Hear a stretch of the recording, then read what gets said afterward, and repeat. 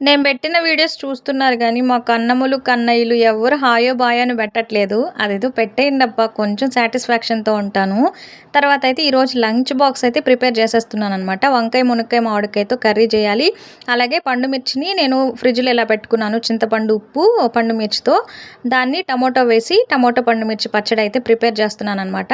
ఒక పక్క రైస్ కూడా పెట్టేశాను. రైస్ కుక్కేలోపు ఇలా చేసుకుంటా ఉంటాననమాట. వంకాయ, మునక్కాయ కూడా ఒక స్టవ్ మీద పెట్టేసా కాబట్టి ఈలోపు పోపుల డబ్బాలో అన్నీ ఫిల్ చేసుకున్నాను. అలాగే ఫ్రిడ్జ్‌లో ఉన్న పెరుగుని మిక్సీలో వేసేసుకొని ఇలా చిలుక్కుంటే మిక్సీలో వేసుకొని ఒక 2, 3 తిప్పులు తిప్పితే వెన్నపూస బాగొస్తుందనమాట. బ్రేక్‌ఫాస్ట్‌కైతే రాగి జావ కూడా రెడీ చేసేసుకున్నాను.